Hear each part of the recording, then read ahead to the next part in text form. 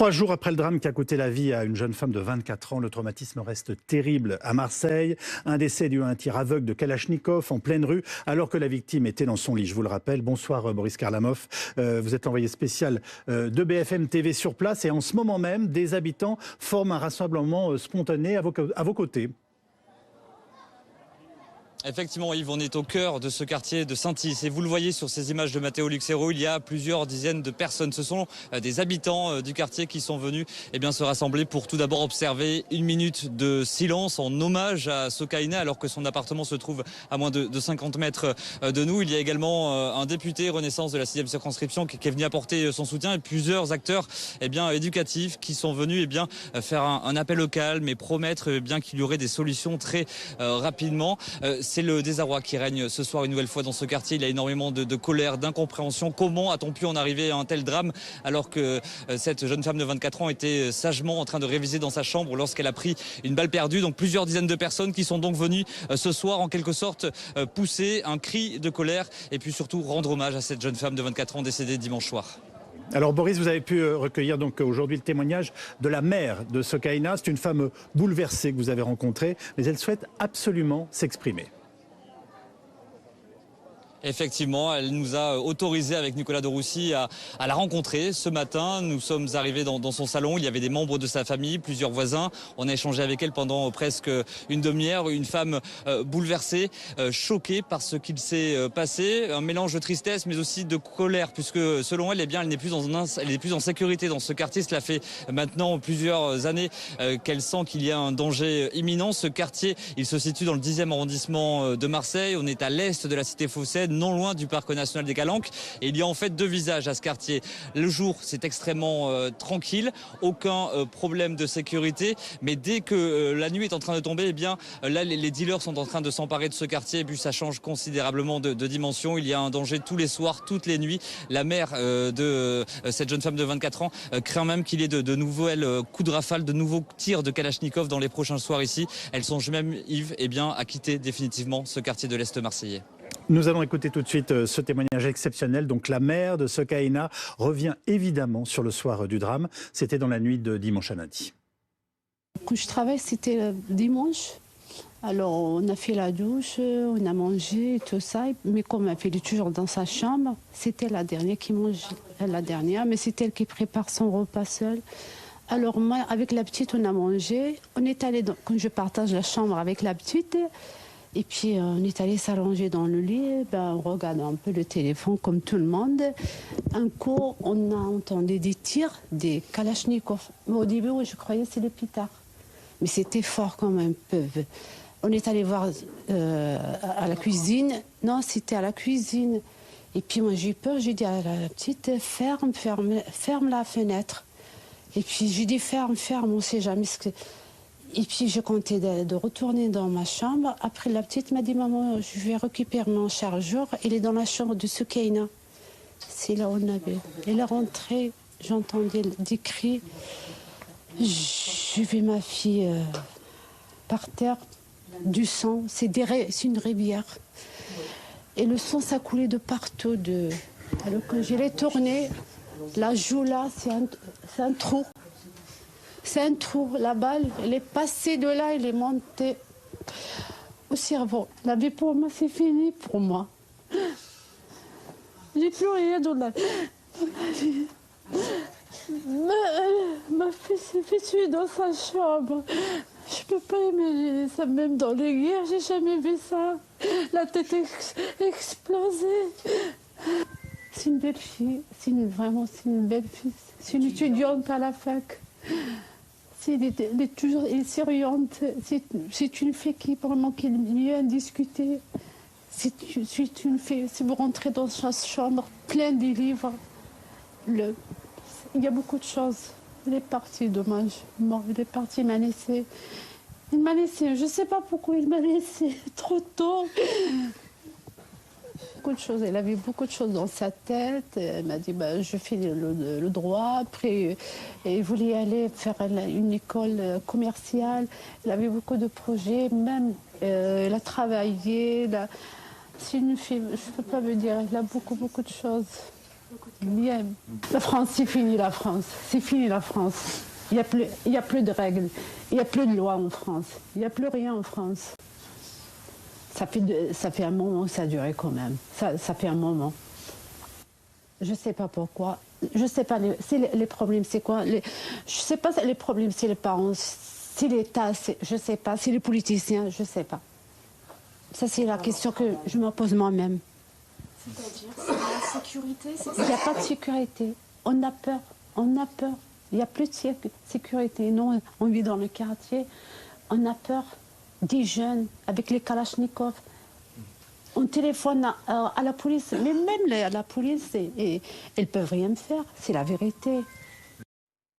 Ma fille s'est fait tuer dans sa chambre, nous dit la maman de Sokaina. Boris, au-delà de ce témoignage d'une mère ayant perdu son enfant, que pouvez-vous nous dire, nous faire savoir de la famille et je crois qu'ils souhaitent eux-mêmes se faire entendre.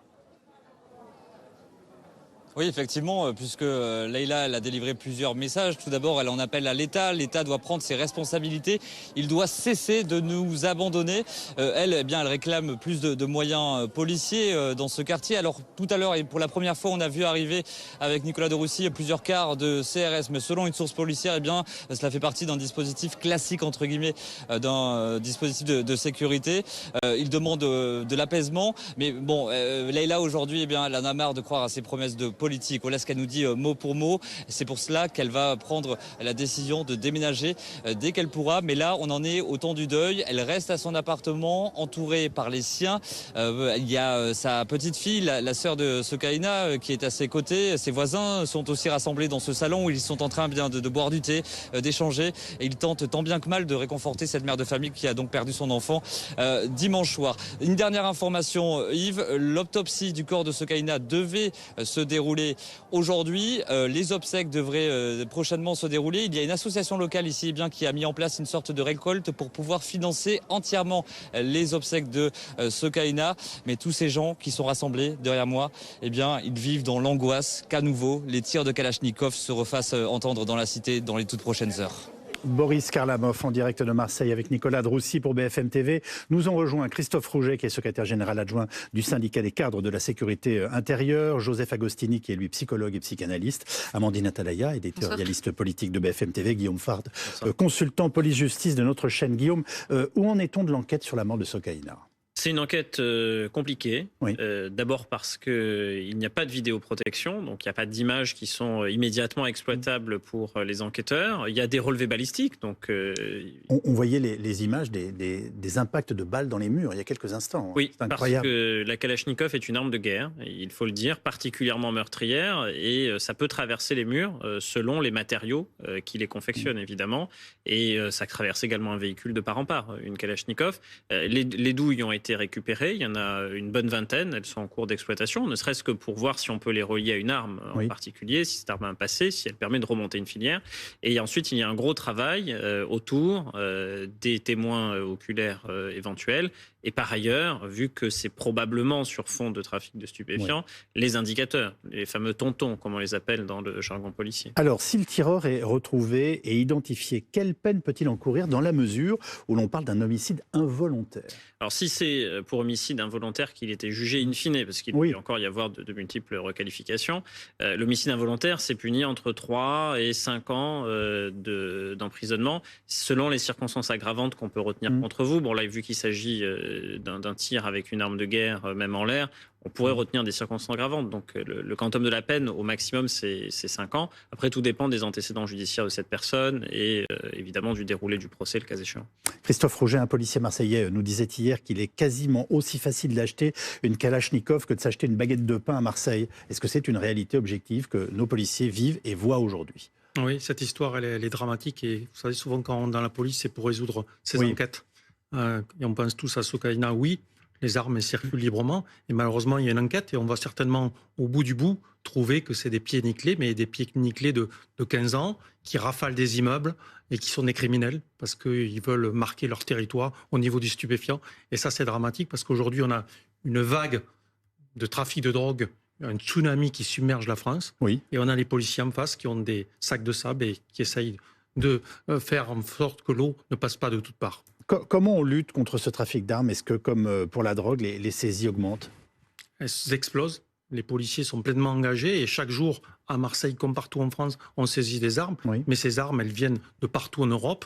Le monde s'est ouvert, il n'y a plus de frontières et les armes, elles circulent librement. Et aujourd'hui, malheureusement, ces armes qui étaient avant celles de mafieux, elles sont aujourd'hui utilisées par des gamins qui ne savent pas s'en servir et qui tuent pour rien.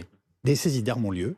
Oui, des saisies d'armes ont lieu. Vous savez, on a tellement l'impression que ça circule avec une telle facilité, et c'est ce que vient de nous dire d'ailleurs à l'instant même notre invité. Les armes, d'abord, il faut distinguer évidemment les armes légales des armes illégales. Dans les armes légales, il y en a deux catégories. Il y a les armes de chasse, les armes qui sont dédiées aux tirs sportifs. Les armes de chasse, il y a à peu près 2 millions pour 1 million de chasseurs. Et des armes pour le tir sportif, il y en a à peu près 750 000 pour un peu plus de 200 000 personnes qui pratiquent le tir sportif. Les armes de chasse, c'est soumis à déclaration. Les armes pour le tir sportif, à autorisation. On a un fichier en France qui peut interdire une personne de détenir une arme. Oui. Le fichier FINIADA, il y a à peu près 120 000 personnes. Bon, ça, c'est pour le volet légal. Maintenant, il y a un volet illégal. Bah oui. Volet illégal, c'est des estimations. On estime qu'il y a à peu près 12 millions d'armes en circulation en France. Mais il y en a 15 millions en Allemagne, 8 millions en Italie. Ceux qui font mieux en Europe occidentale sont les Anglais, mais c'est une île. Donc c'est plus facile, évidemment, de contrôler les flux. La France est un pays carrefour, donc par définition, ça peut rentrer par de multiples moyens. Ça peut rentrer par les ports et ça peut rentrer par les voies routières.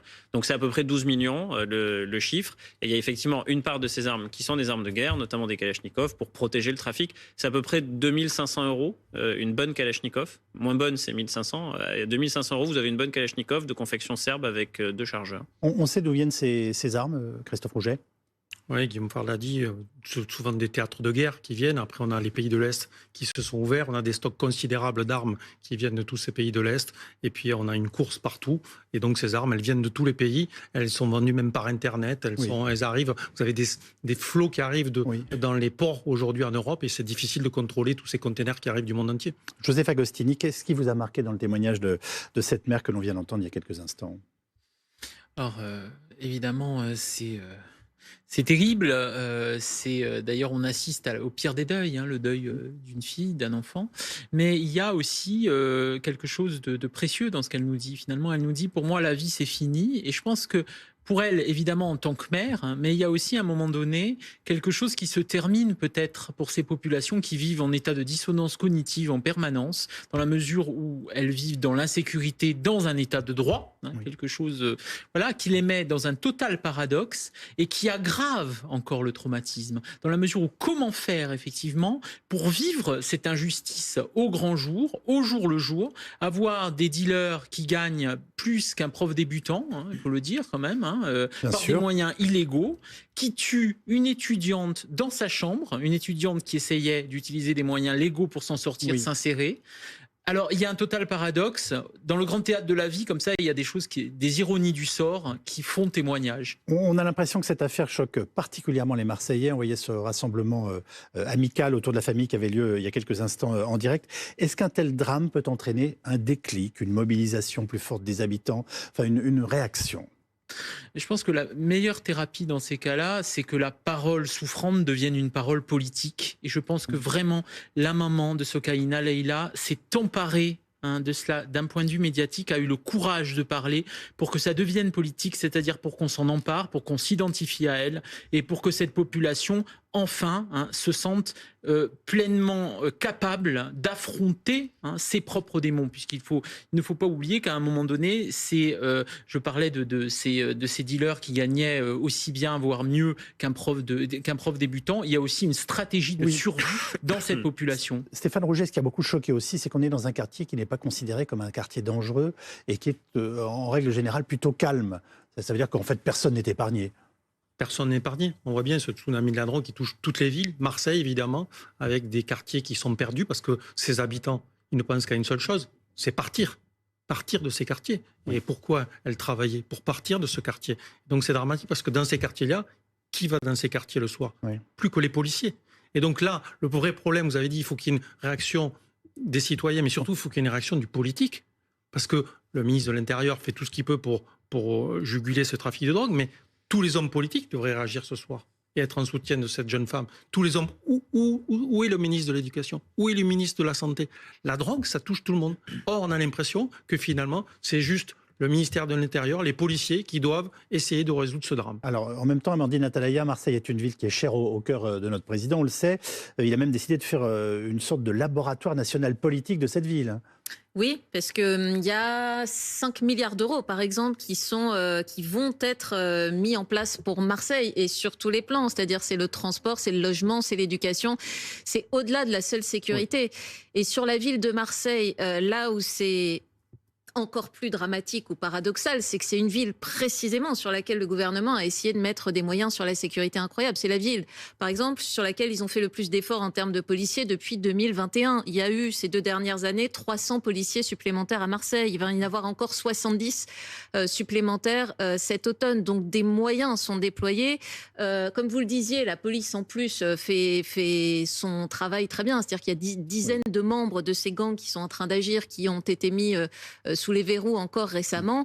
Et pour autant, ça continue de prospérer. Et quand on entend cette maman, la mère de Sokaya, dire il n'y a plus de règles en France, il y a les mêmes règles qu'avant en France. Simplement, elles sont plus respectées de la même façon et précisément pas par ces gens qui ont perdu tout sens commun. Ces dealers, si ce sont des dealers, on se demande ce qui pourrait les freiner, les ralentir ou les effrayer. Probablement pas la prison, parce qu'enfin, ils font quand même preuve ils ont une conscience ou une humanité très faible pour avoir pu commettre ce genre d'acte. Donc c'est ce qu'Emmanuel Macron appelle aujourd'hui la décivilisation. On ne sait même pas s'il y a une conscience, en fait. Oui, voilà. Mais c'est pour ça que le terme décivilisation on a l'impression que ce sont des enfants qui jouent avec des kalachnikovs, sauf que ce sont des armes mortelles. Sans se soucier qui font du trafic de drogue par ailleurs. Sans se soucier des conséquences. Et il faut aussi peut-être préciser que dans ces communautés de dealers, la loi du plus fort règne et qui ne la supporte pas, ne la soutient pas, est anéanti, disparaît des radars. Donc ils sont aussi soumis eux-mêmes à une loi absolument tyrannique à laquelle ils ne peuvent que se soumettre. Il y a un véritable, un véritable règne comme ça du plus fort qui empêche toute forme de peut-être de retour à la réalité, de retour à une forme de sagesse qu'ils possèdent à l'intérieur, mais qu'ils ne peuvent pas aussi mettre en marche. Ces jeunes sont piégés, sont encagés dans des lois qu'ils ne maîtrisent plus. Bonsoir Stéphane Ravier, vous êtes sénateur du parti d'Éric Zemmour, Reconquête pour les Bouches-du-Rhône. Merci d'être avec nous. Déjà 44 morts par balle depuis le début de l'année dans la ville de Marseille. C'est une situation sans précédent que nous sommes en train de vivre. Bonsoir Monsieur Calvi, oui, sans précédent. C'est une année record, puisque l'année dernière, il y avait déjà eu plusieurs dizaines de morts relatifs à ce trafic de stupes. Bon, on bat des records, et on bat des records dans l'ignoble. On ne peut être que touché et ému par cette maman qui vient de perdre un enfant et dans des conditions absolument abominables. Mais j'ai bien peur que dans quelques jours, on passe à autre chose. Parce que je vous rappelle quand même si c'était à Nîmes il y a quelques jours, c'était un enfant de 10 ans qui a été mortellement touché. À Marseille, il y a quelques mois, c'était un gamin de 14 ans.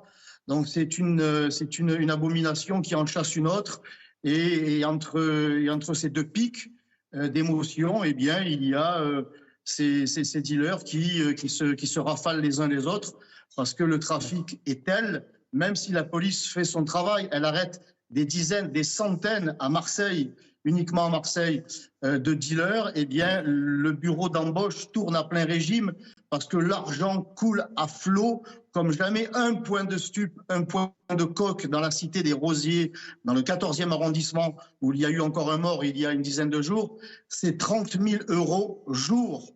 30 000 € jour. Donc ne nous étonnons pas que ces individus qui sont coupés de tout, coupés de l'école, coupés de la société, coupés de la France, et qui ont le cerveau d'une mouche, n'ont pour seul but que l'appât du gain, et sont donc prêts à tout, y compris à rafaler des immeubles. Vous étiez étonné, Monsieur Calvi, devant ces images, de voir des traces de balles sur les immeubles de la cité Saint-Is, mais je peux vous en montrer dans de nombreuses cités de Marseille. Ça tire tous les soirs pour s'entraîner sur les hauteurs de Marseille, ou pour intimider le concurrent. Monsieur Ravier, c'est devenu un... Monsieur Ravier, quelles sont vos solutions finalement sur le court et sur le long terme pour stopper cette spirale de la violence à Marseille? Quelles sont vos propositions? Alors, cela a été dit sur votre plateau, le trafic de drogue ne concerne pas seulement Marseille, c'est la France entière qui est touchée. 1,7 tonne de cocaïne a été saisie sur le port l'année dernière, 7 tonnes au Havre. Donc il y a un déferlement, là, une avalanche de la drogue sur l'ensemble du territoire. La drogue, les narcotrafiquants sont en train de nous livrer une guerre. Il faut donc livrer une guerre globale au trafic de drogue. Et c'est effectivement toute une chaîne qu'il faut mettre en place. Si j'ai quelques secondes devant moi, il y a d'abord le ministre de la Santé, de l'Éducation, du Sport qui doivent de concert mettre en place une grande politique de prévention. Vous m'avez invité, j'en suis très heureux. Inviter aussi les médecins qui feront prendre conscience aux jeunes et aux moins jeunes qu'il n'y a pas de drogue douce ou de drogue dure, il n'y a que de la drogue et c'est de la merde. Le shit, la bœuf, le joint, eh bien cela provoque de graves conséquences pour le cerveau. Quand est-ce qu'on va enfin en parler de la santé publique? Bon, il y a donc cette prévention. La police doit avoir plus de moyens, notamment en matière de police judiciaire, et pas seulement les policiers sur le terrain qui sont nécessaires pour rassurer les habitants, mais la police judiciaire doit avoir aussi les moyens. Le ministre de l'Intérieur doit agir aussi en matière d'immigration. Mais... Selon les autorités de police marseillaises, 50%, vous m'entendez, 50% des dealers, ils sont embauchés par les immigrés d'hier qui utilisent l'immigration clandestine d'aujourd'hui. Il faudra bien s'occuper de ces clandestins et les expulser. Il faut construire des places de prison. Monsieur Ravier, est-ce que vous êtes prêt à travailler on entend visiblement que vous avez un point de vue sur tout cela. Est-ce que vous êtes prêt à travailler avec Gérald Darmanin et les socialistes de la mairie pour essayer d'améliorer cette situation? Est-ce qu'il peut y avoir, à un moment donné, politiquement, une alliance qui se fasse pour essayer de sauver cette ville de Marseille de la situation que vous êtes en train de décrire vous-même? C'est un enjeu national. Cela devrait être transpartisan et réunir l'ensemble du gouvernement comme l'ensemble des Français. Moi, je suis prêt à travailler avec toutes les personnes de bonne volonté dans l'intérêt général de Marseille et au-delà de Marseille. Permettez-moi de rajouter un dernier point. Il faut que le président de la République, lui aussi, se mette en relation avec ses homologues pour que nous puissions bloquer des narcotrafiquants, des pontes qui, eux, sont à l'étranger. Ils sont bien à l'abri à Dubaï ou au Maghreb, pendant qu'en France, oui, et notamment à Marseille, les petites mains se rafalent et en plus tuent par accident, mais tuent quand même des innocents. Donc c'est l'ensemble de l'État et des acteurs politiques locaux qui doivent désormais travailler de concert. Moi, je vais présenter une proposition de loi. Je l'ai déposée au Sénat et je la présenterai plus en détail dans les jours qui suivront. Mais c'est vraiment une politique globale qu'il faut mener, de prévention, d'enquête, d'arrestation, d'expulsion. Pardonnez-moi, mais les consommateurs eux aussi, qui participent à ce trafic, doivent être lourdement sanctionnés. On l'a parfaitement compris. Comme je le propose dans ma incarcérer les consommateurs, vous venez de le dire. On vous a parfaitement compris, Stéphane Ravier. Merci d'avoir pris la parole, en tout cas en direct dans cette émission. Amandine, je reste sur le chapitre politique. Emmanuel Macron joue gros, Gérald Darmanin aussi. Le ministre de l'Intérieur a promis de remettre de l'ordre dans la cité phocéenne, on le rappelle. C'est un engagement dont on se souviendra, c'est clair. Là, il y a un point de contact qui est pris, un rendez-vous qui est pris.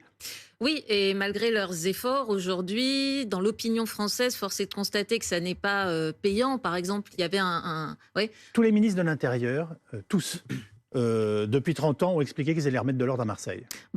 Oui, d'ailleurs, c'est un peu... Non, mais ce qui est dommage, après, qu'on soit pour ou contre, par exemple, la légalisation du cannabis, parmi les autres thèmes, mais c'est qu'il n'y a de toute façon aucun débat de fond sur les différentes façons dont on pourrait répondre à ces difficultés aujourd'hui, et qu'Emmanuel Macron a choisi pour des raisons électorales aussi, parce qu'il s'adresse désormais à un public de droite, qu'il a un ministre venu de la droite, Gérald Darmanin, d'être sur la réponse uniquement sécuritaire, qui est peut-être la bonne, chacun en jugera. Mais sont aussi mis de côté d'ailleurs les efforts qu'on pourrait faire sur le logement, sur la ville, sur l'éducation, vous le disiez, cette jambe-là de la Macronie qui a pu exister à un moment donné est absente, et donc Gérald Darmanin insiste sur les moyens qui sont déployés, l'argent, 15 milliards aussi pour le budget du ministère de l'Intérieur sur les 5 prochaines années, c'est absolument énorme.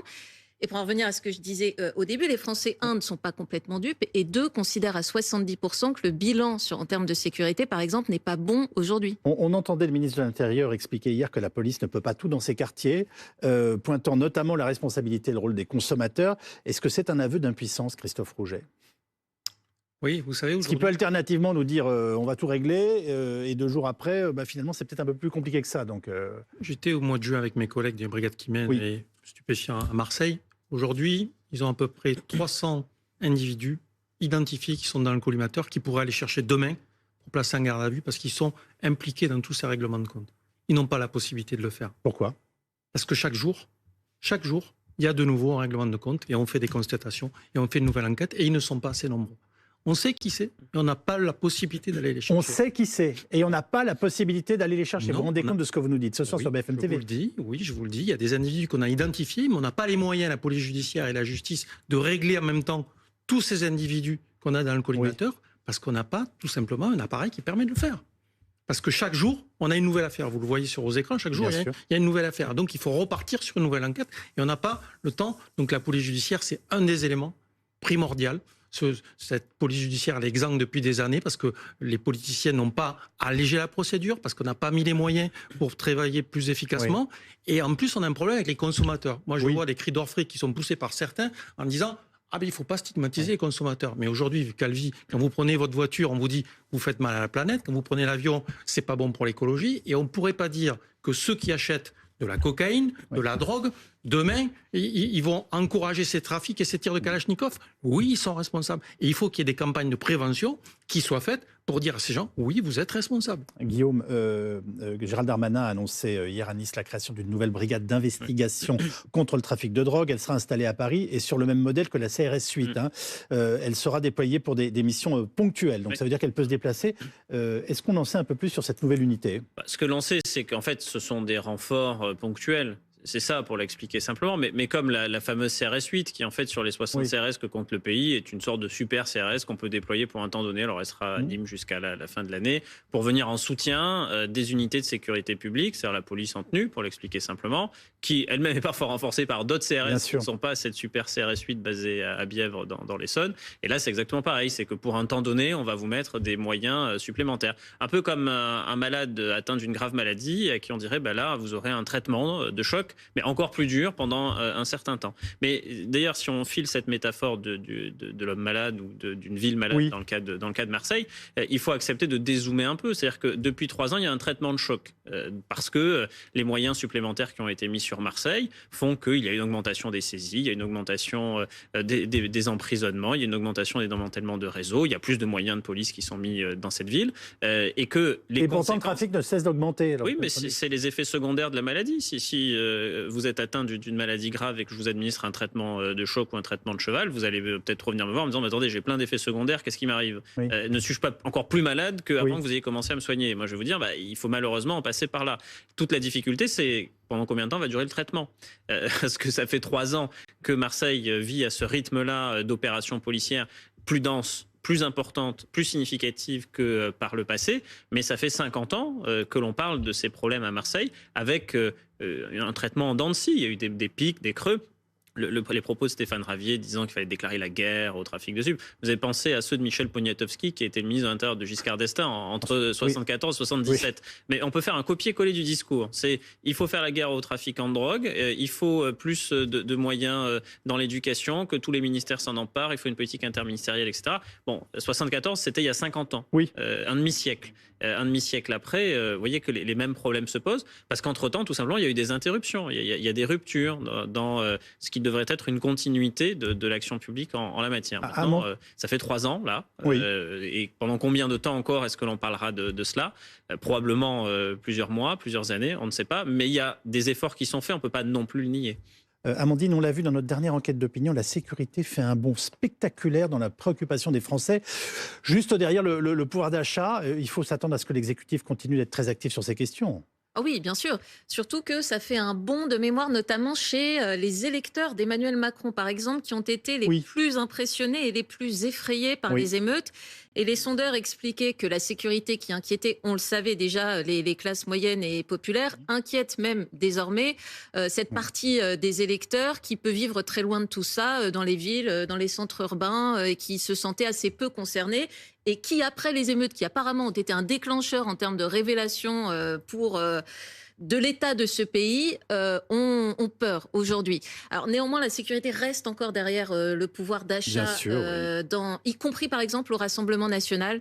C'est le pouvoir d'achat qui les intéresse plus aujourd'hui en termes de réponse de l'exécutif que la sécurité. Mais alors si on rentre sur ce dossier, c'est un dossier qui est tout aussi insatisfaisant en termes de réponse immédiate que peut apporter Oui. le gouvernement aujourd'hui. Alors en attendant, ils vont continuer de déployer ces moyens en effet pour essayer de faire baisser les trafics. Mais si on avait vu un seul pays où ça c'est pas que c'est infaisable, mais enfin les États-Unis ou d'autres luttent depuis des dizaines d'années et très fortement, et voilà, tout le monde sait que c'est très difficile. Merci à tous. Nous suivrons attentivement cette situation à Marseille car la mort de cette jeune femme a beaucoup ému et à juste titre.